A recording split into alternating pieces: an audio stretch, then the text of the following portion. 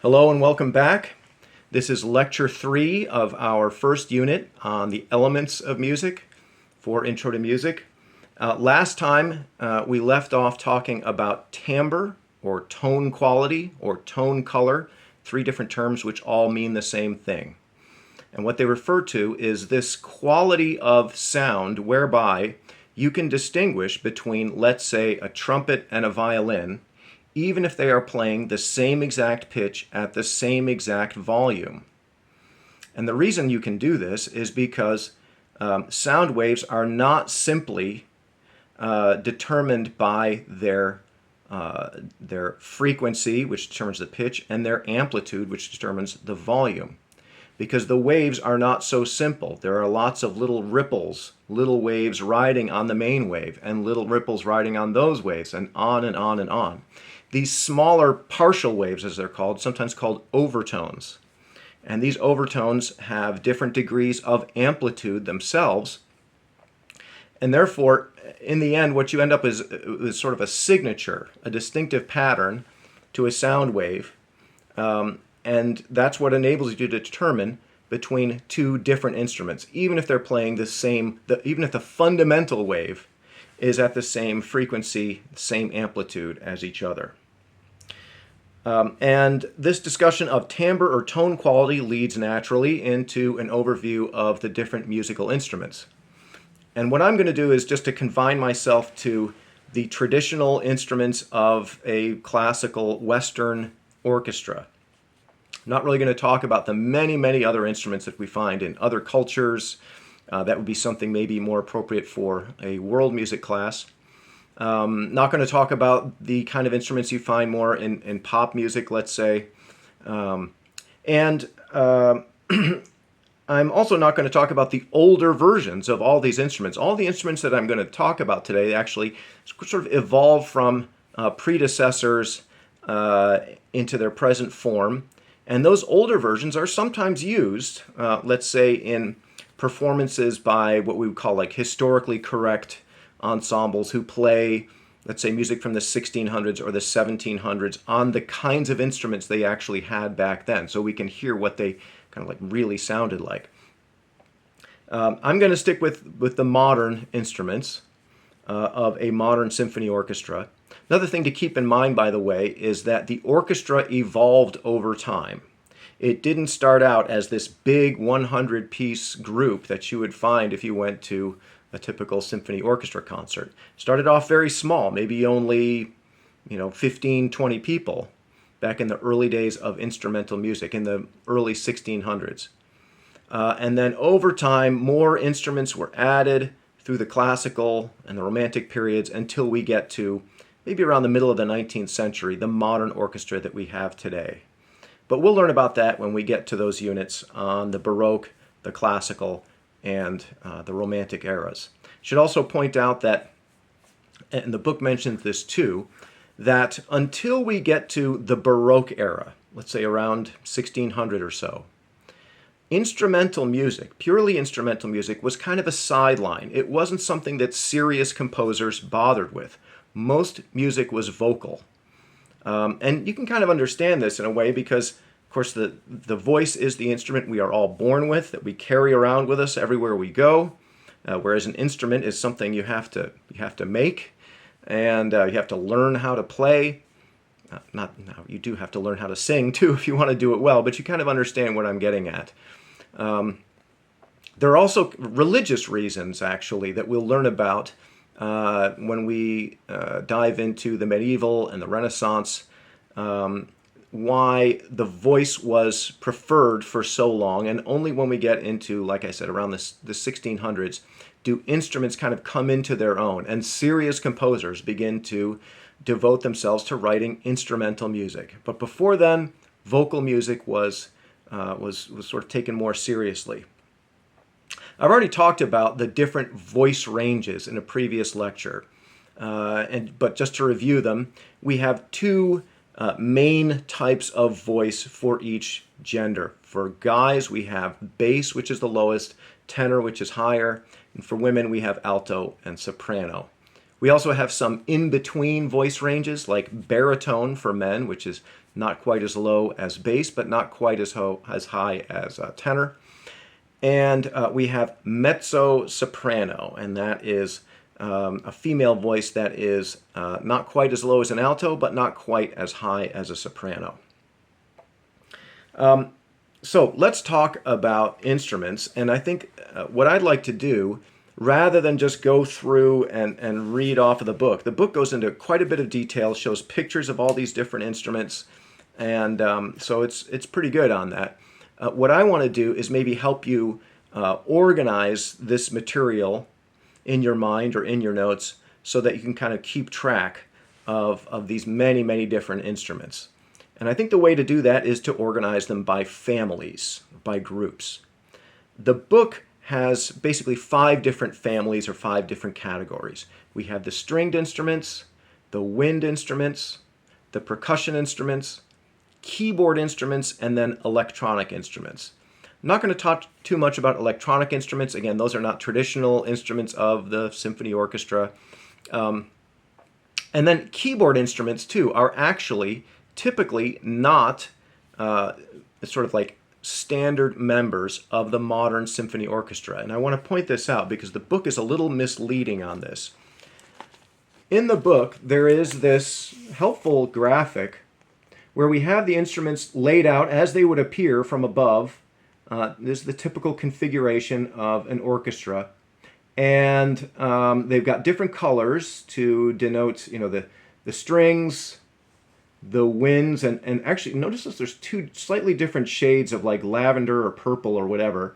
These are all winds, but some of them are woodwinds and some of them are brass. So there's like 2 subcategories of wind instruments. And then over here in this sort of greenish color, those are all the percussion instruments. But look what they did. They stuck a piano over there in the orchestra. The piano is not a standard member of the orchestra. There are a few, mostly 20th century composers who wrote orchestral works which include a piano in them, but a Mozart symphony, a Beethoven symphony, a Brahms symphony, Tchaikovsky, whatever, most of the standard orchestral repertoire does not include a piano in there. So the piano really should not be included within the orchestra. There is a type of piece, which is very popular, for piano and orchestra, where the piano is actually out front, in front of the conductor, and is like a featured soloist, and the orchestra is in more of a sort of an accompanying role. And this is called a piano concerto. We'll learn about those later on when we talk about the concerto in the Baroque and the classical era. But in that case, the piano is not really a member of the orchestra. The orchestra is backing up the piano, in essence. So, let's talk first about the stringed instruments. Most of the stringed instruments in the orchestra are members of the violin family. There are 2 which are not. And, well, again, the piano has strings, but it's not really a member of the orchestra. The harp is a sort of a late addition to the orchestra. The harp didn't come to be introduced into the orchestra until about the middle of the 1800s. The harp is a stringed instrument, but it's what we would call a non-bowed stringed instrument. We could also put the guitar in there and other guitar-like instruments like the mandolin, the banjo. Of course, those aren't members of the orchestra either, but we can consider them stringed instruments. And we might then think of stringed instruments as breaking down into 2 categories, bowed and non-bowed. The only non-bowed stringed instruments in the orchestra are the harp, and there's typically 2 harps within an orchestra. And then we have the bowed stringed instruments, which really make up the sort of the meat of the orchestra. Notice there, that's by far the largest section. There are more bowed stringed instruments than anything else in the orchestra. There are 4 instruments in what we call the violin family. The violin itself, the slightly larger viola, the even larger cello, and the bass. The bass is sometimes called the double bass or the bass viol. Usually we just call it the bass. Sometimes I guess people use the term double bass or upright bass to distinguish it from the electric bass. But of course, The original upright bass came first, the electric bass came later. So we can just call it the bass. And notice, as you look through in the book and you see the pictures of these instruments, they all look the same. They're just different sizes, right? The violin is the smallest. The viola is just a little bit bigger. And if you recall from the last lecture, the fact that it's bigger means it has a lower pitch range because the strings are longer, the body of the instrument is longer, and therefore the sound wave, as it travels the length of the string, even if the string is under the same tension as a shorter string, it's got less distance to travel. Therefore, it can make the trip more frequently in a given amount of time. Therefore, it is the lower stringed instrument is capable of producing lower frequency sounds than the smaller, higher stringed instrument like the violin. Right? So we have the violin, we have the viola, we have the cello, which is larger still. In fact, it's so large that you have to sit down when you play it. And normally it kind of sits between your knees. And in all cases, you use your left hand to press down on the fingerboard to stop the notes. That is, to stop the strings at various places, to effectively make the string shorter. Right? So what you're doing when you're pressing down on a string, you are affecting the length of the string. Right?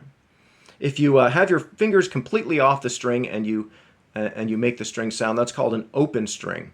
But otherwise, the term is stopping the string at a certain place in order to reduce the effective speaking length of the string.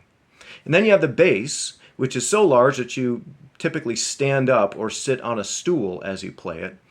And all of these instruments are usually played with a bow. And you draw the bow across the string, and the friction of the bow on the string causes the string to start to vibrate. Occasionally, we do see string players who are directed to pluck the strings. This is called pizzicato. And there are also myriad bowing techniques. It's not like there's only one way to draw the bow across the string. There's probably a dozen different distinctive bowing techniques that string players have to learn. Some of them quite difficult, like bouncing the bow off of the string in a precisely timed way. Okay, so we have the violin family and organized by range. So like if we had our category of strings over here, break them down into non-bowed stringed instruments, harp, guitar, other guitar-like instruments. And then maybe over here, I would organize those by pitch range. So either high to low, low to high, doesn't really matter. Violin, viola, cello, bass. And then we get into the wind instruments.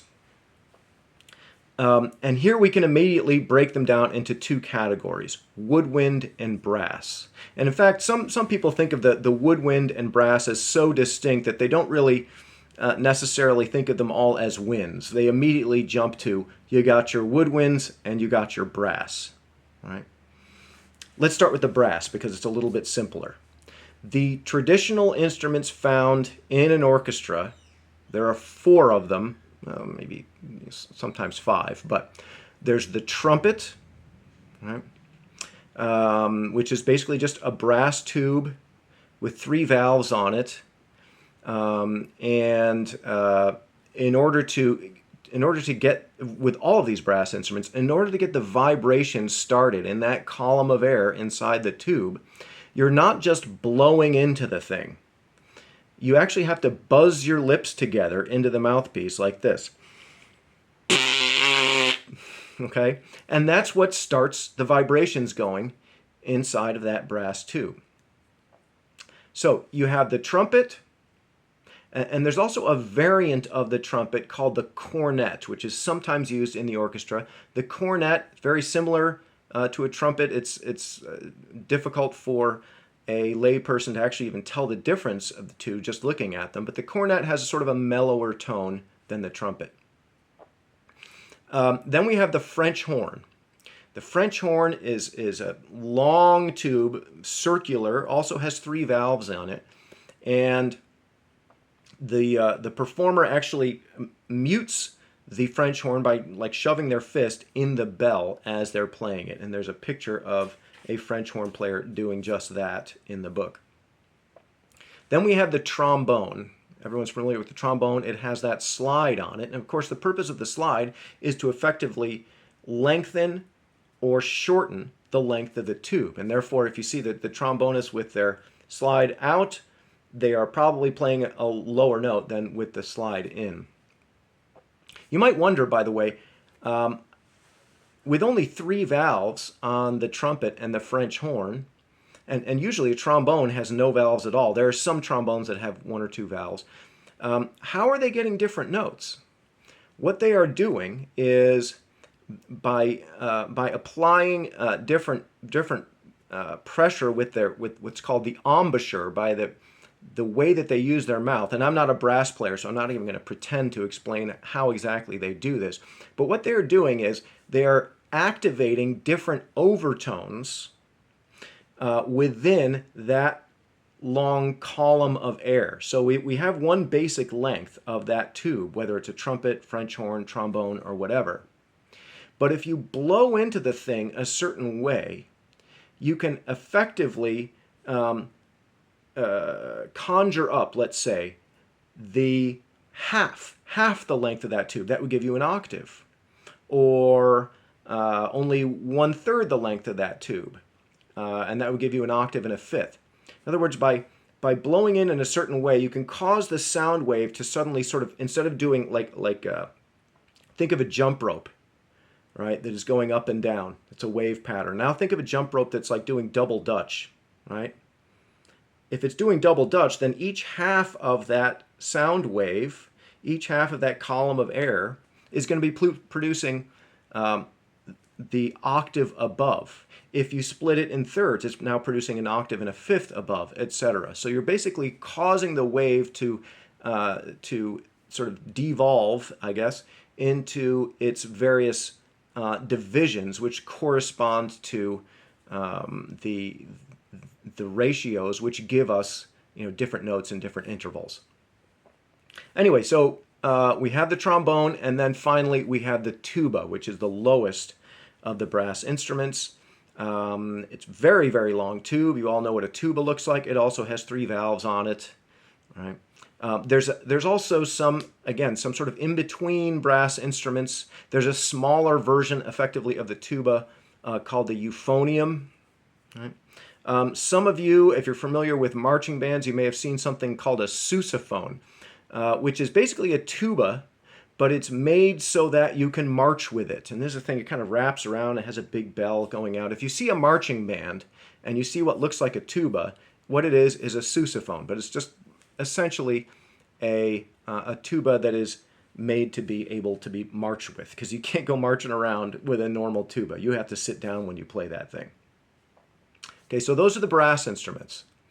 And then if we're thinking of both brass and woodwinds as being part of the wind family, okay, so now we get into the woodwinds. And first I have to talk about that term, woodwinds. Why do we call them the woodwinds? Are they all made of wood, the way the brass instruments are made of brass? No, unfortunately, they are not all made of wood. But we still call them the woodwinds because they used to be made of wood. Remember, I said that there are sort of archaic, older versions of all these instruments. And traditionally, the woodwinds used to be made of wood, but now some of them are made of other materials, particularly the flute. So let's start with the flute. Let's go from high to low, actually, and start with sort of the soprano version of the flute, which is called the piccolo. Piccolo looks just like a flute. You play it this way. I mean, it looks just like a flute, except it's about half as long. You hold it to the side, and you actually blow across the top of the blowhole. You don't blow directly into the mouthpiece of a flute. You blow across the top of an open hole, and that's what gets the column of air inside the piccolo or the flute. That's what gets it starting to vibrate. The piccolo, if you're familiar with the Stars and Stripes Forever, and when that last section of the Stars and Stripes Forever where the main tune is ya da da da da dee da dum, la da da da da dee da da da dum. There's an additional melody on top of that played by the piccolo very high. It's like, right? That's a piccolo. It's actually not a flute. That's too high for a flute to play. Right? So we have the piccolo, we have the flute. You're all familiar, I think, with the sound of the flute. Pretty straightforward. Flutes are made out of a variety of different materials now. They're usually made of some kind of a metal. You see them made of silver, sometimes platinum. Increasingly now we see flutes being made actually of carbon fiber as well. I'm not a flute player, but I know that the flute players are very, they have a certain sound that they like. A silver flute sounds different from a platinum flute, sounds different from a carbon fiber flute. And it's going to be different to a very tiny degree, but if you're a flute player and you're after a certain sound, then you might have a preference one way or another. So we have the piccolo and the flute, and then we have the clarinet. Now, when we get into the clarinet and most of the rest of these wind instruments, now we are into like a subcategory. So we might have two categories of woodwinds. Those which require a reed and those which do not require a reed. The flute and the piccolo, and also, by the way, the recorder. Right? You may have gotten a recorder for Christmas when you were in third grade or something and annoyed your parents with it on Christmas Day. Recorder is basically similar to a flute, except you actually do blow right into it and you play it sort of like this instead of like that. The recorder is not a member of the symphony orchestra, but it was used quite extensively back in the Baroque era, in the 1600s, early 1700s. But the flute kind of took over for the recorder. Anyway, so we have your non-reed woodwind instruments, which would include the flute and the piccolo. But all of the rest of the woodwind instruments used in the orchestra require a reed. What is a reed? A reed is just a thin strip of wood or cane, which is attached to the mouthpiece of the instrument. And when you blow into the instrument, you are blowing air past this reed. The reed starts to vibrate, and then those vibrations, again, are transferred into the column of air, and that's how the sound is created. The principle of a reed, by the way, it's the same thing. If you've ever taken a big blade of grass and put it between your thumbs, and you have to get a certain amount of tension on it. It can't be loose and floppy, right? Same thing with tension on strings. If a string is too loose and floppy, the sound wave can't travel across it. So you have to get it under a certain amount of tension. So you put that blade of grass between your thumbs and you blow across it. It makes that kind of honking sound. The grass, in that case, is acting as a reed. It's the same exact principle. So the reeded woodwind instruments break down actually into two categories again. We have the single reed instruments and the double reed instruments. So let's actually backtrack a little bit before we go further with this. We have the winds, break down into two categories: brass, which we've already gone through, and woodwind. And then with the woodwinds, we have two categories: reed instruments and non-reed instruments. And we've already talked about the non-reed instruments, the piccolo and the flute. We can break down the reed instruments into two categories: single reed and double reed. Some reeded woodwind instruments actually have two reeds that are tied together back to back. And it turns out that when you take two reeds and you tie them together back to back, it gives it sort of a nasal quality, which is very distinctive, very recognizable. Let's start with the single reeds, and then we'll get to the double reeds. The only single reed instruments used in the orchestra on a regular basis are the clarinet. Now, there are different sizes of clarinet. Typically, you've got sort of the standard size clarinet. It's called the B-flat clarinet, but there are some other sizes, larger, which can therefore produce lower tones. And the bass clarinet in particular is pretty standard in the orchestra. So you'll typically have one or two, actually probably two clarinets and maybe one bass clarinet player in an orchestra. The bass clarinet, by the way, it looks kind of like a cross between a clarinet and a saxophone because it has this distinctive sort of crook shape at the top, and then it goes down, and then it comes up at the bottom with a little bell. It looks kind of like, the offspring of a clarinet and a saxophone. So clarinet, bass clarinet, single reed woodwind instruments, and the only ones that are found in the orchestra. The saxophone is not really an orchestral instrument. Occasionally, a composer will write an orchestral piece and specify that they want a saxophone in there. And if that happens, then the orchestra usually will find some sort of freelance saxophone player and hire them to play for that concert. But for whatever reason, the saxophone sort of found its way more into jazz and pop music, and there are a lot more jazz saxophone players than there are strictly classical saxophone players. Although many saxophone players do both. You kind of have to if you're going to be a saxophone player. Saxophone, by the way, comes in many different sizes: soprano, alto, tenor, baritone, bass. Right? The soprano saxophone in particular, like the one that Kenny G plays, if you're familiar with him. If you're not, you're probably better off. Anyway, the soprano saxophone looks kind of like a clarinet because it's straight. It doesn't have that curve. Right? Major difference between the saxophone and the clarinet. There are two major differences. The body of the saxophone is obviously made of metal. It's usually made of brass. Right? The other difference, which is kind of subtle, and you might not really notice it, is that the tube of a clarinet is strictly a cylinder. That is, the diameter of that tube is the same on one end as the other. Now, it might have a little flare at the end. It has a bell. But other than that, it's just a cylindrical tube. But the tube on the saxophone is actually smaller and closer to the mouthpiece at the origin of the sound, and gradually gets bigger at the end. So it's what we call a conical bore. The bore, that is the shape of the hole, is a cone. Now, it's a very long, extended cone, but it's a cone-shaped bore instead of a straight cylindrical bore. And that greatly affects both the tone quality and the playing characteristics of the instrument. But we can leave the saxophone aside for a moment and now talk about the double reed woodwind instruments.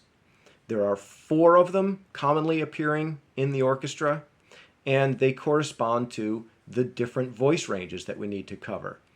First is the oboe. The oboe looks very much like a clarinet, very hard for the average person to tell them apart. The only difference is you have to look, the sound is very different. The oboe has a nasal kind of sound, sort of like that snake charmer kind of sound. But in terms of their appearance, they look very similar. The main difference in their appearance is the clarinet has a different mouthpiece with a clamp on it, which clamps on that single reed, whereas the oboe has a thin mouthpiece that's basically those 2 small reeds tied together back to back. Right? So we have the oboe, which is sort of like the soprano range double reed woodwind instrument. And then we have sort of an alto range, slightly larger. It's called the English horn. That name is a little misleading. The English horn is neither English nor a horn. It's just an alto oboe. And even that the English part of it is probably a mistranslation. It was originally called a corde anglais, and not an English horn, but an angel's horn. At least I believe that's kind of the origin of that name. But it's not particularly English. It wasn't invented in England, and it's not really a horn. If we're thinking of horns as being like the brass instruments, it's simply an alto oboe. It's a slightly larger version of the oboe, capable of lower pitches. Then we have the bassoon, which is a lower range, like baritone, bass. Although it has quite a large range, it can play in this sort of the tenor range. It's sort of like the male version, I guess, of the double reed woodwind instrument. The bassoon has a very long tube. it actually goes up and down and then back up again. It doubles back on itself. This is a problem if you're trying to make low pitched sounds with a tube. Well, the tube could get to be so long that you can't even really hold the thing or carry it around. So what you do is you double the tube back on itself, and that's what an oboe does. I'm sorry, that's what a bassoon does. And then we have the contrabassoon, which is at sort of the bass and even contrabass. It's the lowest pitched double reed woodwind instrument. And it doubles back on itself yet again. It has a super low sound, very distinctive sound. So your double reed woodwind instruments from high to low, if you're making a little chart in your notes: oboe, English horn, bassoon, contrabassoon. All right, and that covers all of our wind instruments, and now we can move over to the percussion instruments. There is a great variety of percussion instruments used in the orchestra. Now, in the early days of the orchestra, in fact, in the origins of the orchestra, in the Baroque era, like the 1600s, the 1700s, when the orchestra first kind of coalesced into a standardized ensemble, there were no percussion instruments typically. A certain composer might choose to add them in on a sort of a la carte basis, but they were not a standard member of the orchestra. When we move into the classical era, the only standard member of the percussion family, which was in the orchestra, was the timpani drums, sometimes also called kettle drums. Then we move into the Romantic era, and we add snare drums, bass drums, cymbals, all kinds of other instruments as well. 20th century composers in particular seem to love the percussion instruments. And they, when you go to an orchestra concert and there's some piece of music by a living composer, they usually like to use, for whatever reason, lots and lots of different percussion instruments. Percussion instruments can be broken down into two categories, two broad categories, and those would be the pitched percussion instruments and the non-pitched.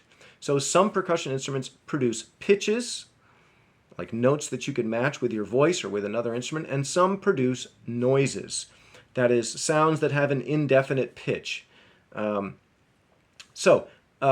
percussion instruments which produce indefinite pitches are like the snare drum, the cymbals, right? Things like, castanets or woodblock or whatever. Cowbell probably produces a definite pitch that you could match. But if it makes kind of like a noise, it's a non-pitched percussion instrument. On the pitched side, there are many different variants. First of all, the timpani, right, which were the original orchestral drums. These are drums. There's a drum head. You can see it when you look at the pictures in the book. It looks like a big copper kettle with a drum head over it. That drum head is actually tunable, and timpani produce pitches. By the way, these are the drums that you hear,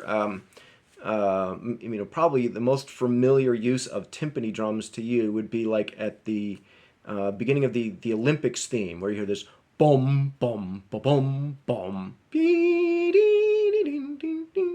okay.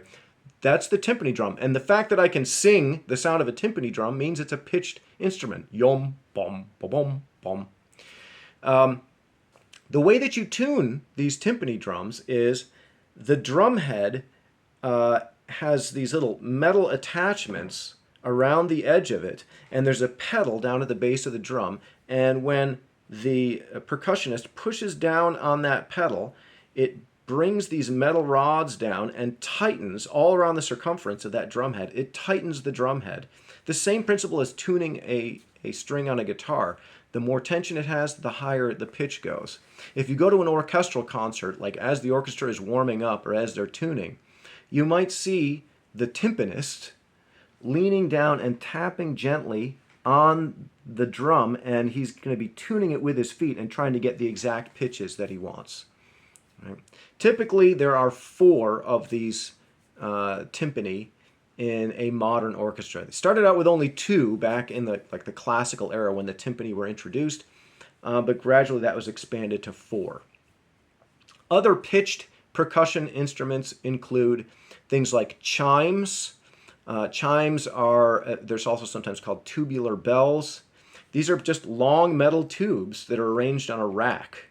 And when you look at a set of chimes, you'll see that there's like a keyboard layout, like the white and the black keys. They're not colored white and black, but they have that same like layout of a steady row of bells, of tubes, and then sort of the familiar 3 and 2 and 3 and 2. And you'll also notice that the tubes get longer the lower we want to go in pitch. Again, it makes sense, right? The shorter these tubes or these pipes are that you're banging on, then the lower the pitch will be. Because even if all the tubes are made out of the same material, that sound wave has less distance to travel. It's going to create a higher frequency sound than if we're down here and at the same speed, it's got a longer distance to travel, lower frequency sound.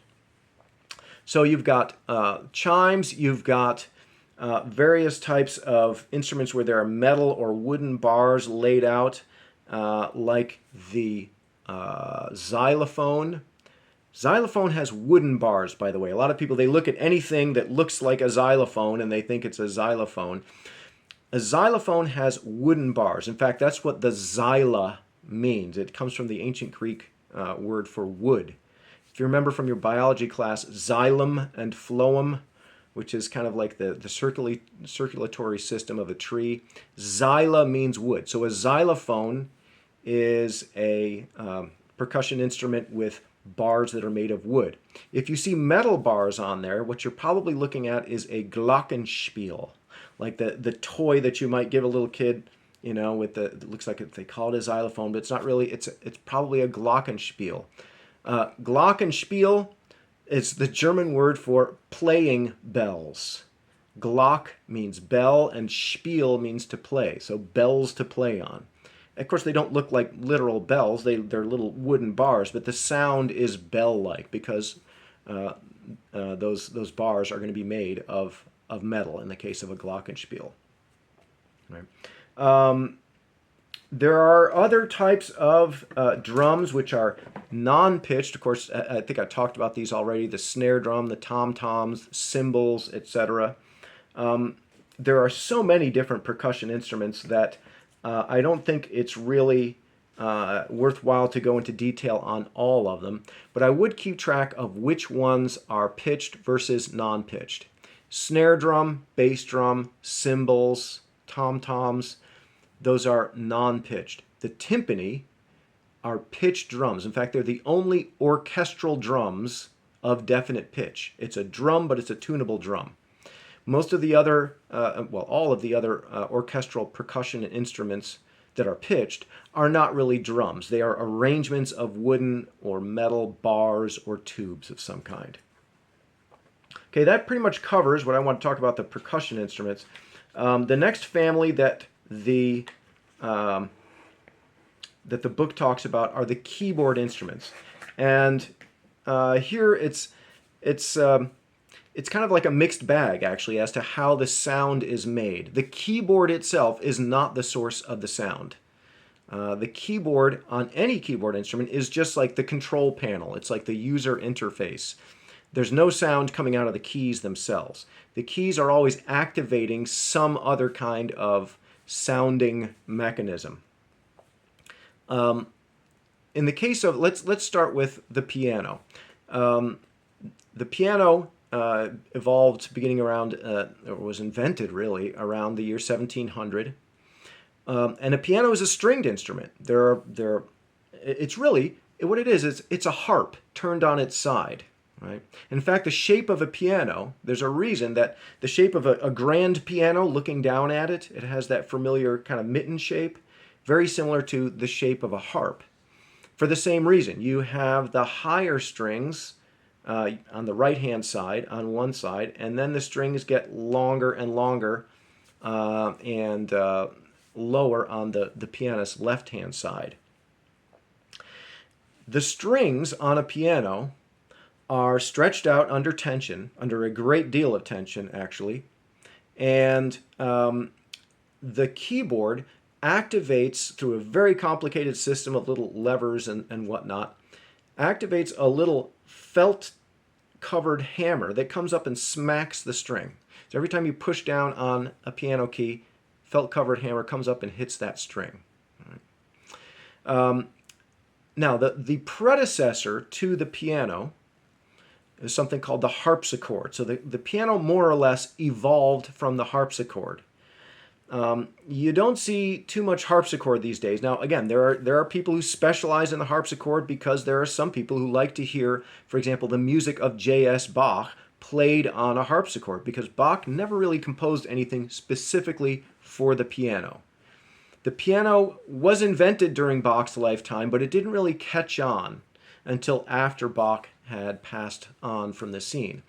The harpsichord is a non-touch sensitive keyboard instrument.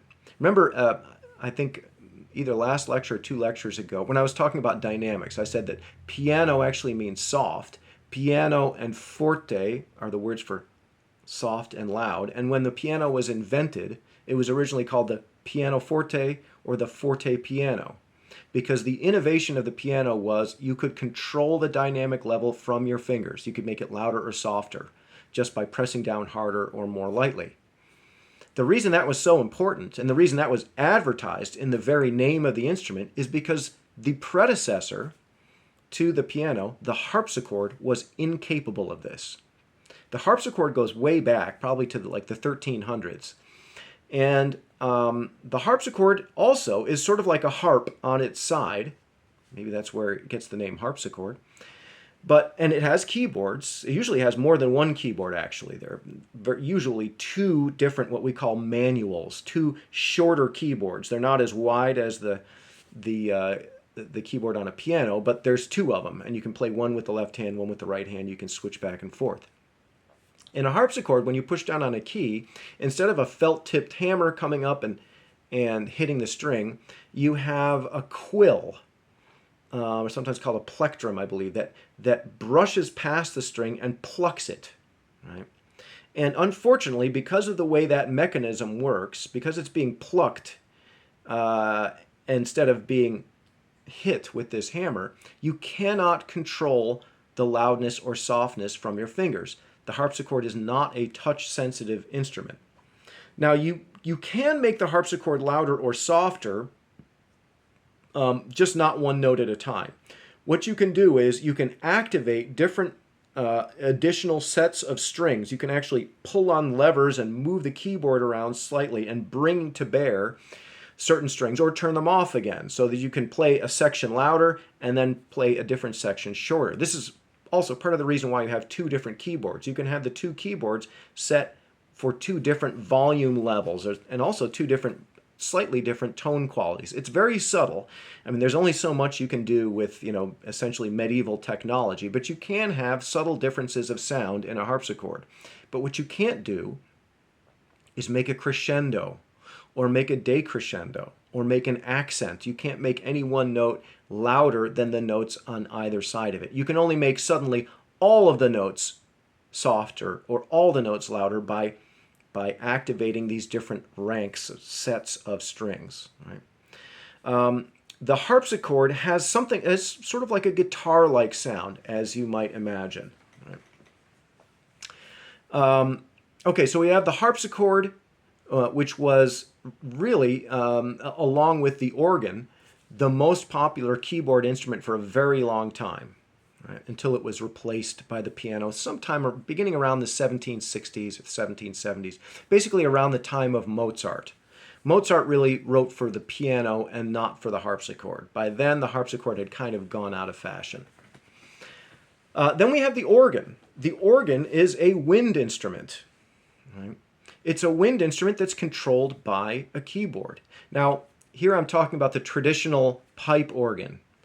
If you go into a church today, if they have an organ, it's probably an electronic organ, and it has, either computer chips or transistors or some kind of electronic mechanism that can duplicate the sound of those different pipes. But a traditional pipe organ has pipes. of various materials, various shapes. Most of them are made of metal, but some of them are made of wood. Because the idea is you want something like a full orchestra with all those different timbres available to you, which you can control from a keyboard. When you press down on a traditional organ, when you press down on a key, that key opens up a valve, often many, many feet away from the console itself. It's kind of an amazing thing. These big old pipe organs in these cathedrals, they were actually the most sophisticated machines built by human beings. I would say pipe organs and sailing ships for hundreds of years were the most advanced technology that mankind had produced, right? Because very often in a large cathedral, the pipes will be on one end of the church, but the keyboard is on the other end of the church, right? Because very often, there were objections to having a keyboard instrument up there on the altar. And so you might have it in the back, like in the choir loft or something like this. Well, how are you going to make it so that someone playing a keyboard over here is opening valves beneath pipes over here? The way they did it was by what's called tracker action. There were these long metal rods that sometimes ran through the entire length of the church. So you press down on a key over here, and then a little rod or a series of rods running through the building will move back and forth and will open a valve to allow air, which is under pressure, to go through a pipe. How did they get air to move under pressure? I mean, what you have is a box with pressured air underneath all of these tubes, the pipes. Okay, well, where are you going to get pressurized air before the age of air compressors, right? What you would have in the basement of the church, anytime someone was playing the organ, you had a guy working in the basement of the church with a series of giant bellows, sort of like the kind of bellows that you might use to blow air on, to get a fire going in your fireplace, right? There were giant versions of these bellows with weights on them so that you would lift up this bellows and then it would start pushing down. It would push air through the box. And while that one's going down, you go to the other bellows and you lift up on it so that it is sinking down. And so there would be a guy either pumping the bellows or walking back and forth continuously between one bellows and the other to keep the pressure up in this box beneath this set of pipes. The pipes themselves were meticulously crafted and meticulously designed to mimic the sounds of different instruments. Now, you might go and you might hear an organ, and it all sounds like an organ to you, and that's understandable. But one of the tasks of the organist when they're playing a big work for organ is they have to decide on their orchestration, essentially. They say, okay, at this point, I'm going to activate these pipes. I'm going to turn this pipe off. I'm going to turn this pipe on over here, right? That's why if you look at an organ, for example, the picture in the book of the organ, you can see this particular organ. I'll just put the book up to the page. You can see there's like 5 different manuals or keyboards. I believe this is the organ in the Mormon Tabernacle, but I'm not positive about that. There's 5 different keyboards, and some organs have fewer. Some might even have as many as 6. But there's additional buttons on either side. These buttons are what are called the stops. And the stops are what control, what engage or disengage all the different various sets of pipes. And they can be used in certain combinations with each other. There are preset buttons to say, okay, I want this particular combination of stops, but I don't want to, as I'm playing, I don't have time to So there are preset buttons that will automatically engage certain combinations that are effectively programmed into the organ, right? And they had ways of doing this, going back hundreds and hundreds of years. Now, of course, it's much easier with computers, etc. But there are even, of course, on an organ, you've got, in addition to all the keyboards, you've got a pedal board. You've got a thing that looks like a keyboard that's played with the feet. And that also has these extra switches for turning on and off various ranks of pipes. And the organist has to do all of this, just sort of like by feel. They're not usually looking down like, oh, okay, I'm going to kick this one to turn on that big old pipe over there. It's, even for, pianists like myself, if you think the piano is difficult, try the organ. You're playing not only with both hands, not just on one keyboard, but on maybe 4 or 5 different keyboards, switching between one and another because they have different sounds kind of like programmed into them. You're playing with your feet, right? Not only that, you have to read an additional line of music. So for piano music, and we'll talk about this a little bit when we get to talking about music notation. In piano music, you've got 2 staffs to read at a time. One line of music for your right hand, one for your left. If you're an organist, you've got one for your right, one for your left, and one for your feet. Right? So the organ is just an amazing instrument. They also get into the accordion a little bit. The accordion is sort of like an organ that you hold in your hand, and the bellows is in between your left and your right hand. The organ that they show, the accordion that they show in the book has a keyboard on one side where you usually play the melody, and then it has a series of just circular buttons on the other side. Those circular buttons are playing different types of chords. And again, you have to do this all by feel, right? And so you're choosing certain chords to go along with your melody in the other hand. The accordion gets kind of a bad rap. There's all kinds of jokes about the accordion. Like, welcome to heaven, here's your harp. Welcome to hell, here's your accordion. But there is some amazing accordion playing out there. I am in awe of some of these accordion. The amazing thing about the accordion is it's like an organ, but unlike the organ, it is touch sensitive. You can make it louder and softer because you can control, the bellows in between is sort of like the lungs of the thing. So if you push harder or faster, you get a louder sound, and if you push a little bit softer, you get a softer sound. And so you can do a crescendo and a decrescendo on an accordion. I should say it is possible on some organs to do a crescendo and a decrescendo. The way they do it, even though those valves, right, those valves that allow air through the tubes, those are on-off switches basically. But they came up with an ingenious way of making crescendos and decrescendos. They take some of those pipes and they put them inside a box. And they put vertical blinds on the outside of the box, which are controlled by the organist's foot. There's a thing that looks like a gas pedal. And so you push down on that gas pedal, and these blinds shift over to allow the sound to come out, and then you push back on it, and they close again. So there is kind of an ingenious way of making crescendos and decrescendos. Very quickly, I see I'm running a little bit over time, so I'm just going to gloss over electronic instruments. All I'm going to say about them is, you guys probably know as much about electronic instruments as I do. You got your electric guitar, electric bass, you have synthesizers. So synthesizers these days, certainly, mostly rely on digital technology. What you have is a computer chip, which instead of, making a string vibrate or whatever, it just creates a sound wave, right? And that sound wave is amplified, sent through a set of speakers, right? But there's an interesting thing that you can do once you have computers, and you can create sound waves, like inside the machine itself. You can do what's called sampling or digital recording.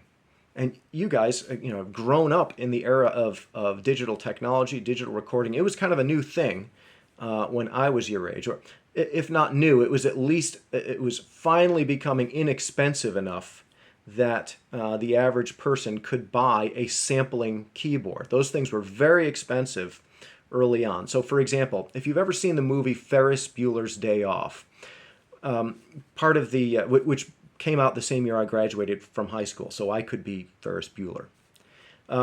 Ferris Bueller is skipping school, and he needs to kind of like cover for himself and in case anyone comes into his room while he's out having a great time in Chicago. So he has a sampling keyboard that can make snoring sounds and sniffling and sneezing sounds, right? And you've all seen these kind of things. You go into Walmart and there's a synthesizer there, and you can set it for the helicopter sound or the horse galloping sound or the car crash sound or whatever.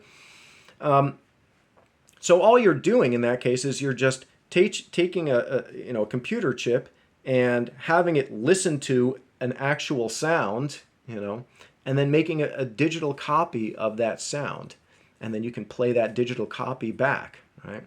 That's how, of course, all cell phones, everything today, it's digital recording. It's not analog. Okay. But my point was that in Ferris Bueller's Day Off, that digital sampling keyboard that he had would have cost tens of thousands of dollars, and now you can buy even better technology for like $100 at Walmart. So sampling is taking live sounds and putting them under the control of a synthesizer keyboard. One other digital technology I want to mention briefly before I go, and that is MIDI. MIDI stands for Musical Instrument Digital Interface, and it's this technology that allows for a couple things. First of all, you can hook up keyboards to each other to create layered sounds. On a typical synthesizer keyboard, on the back there will be these MIDI ports. It'll say MIDI in, MIDI out, and MIDI through.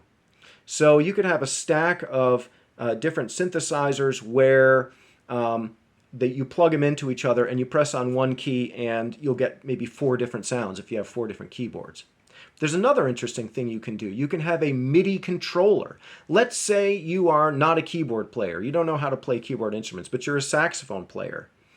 You can buy a thing that looks like a saxophone. It has all the keys in the familiar place, and you can even breathe into it. You can breathe harder for a louder sound, softer for a softer sound.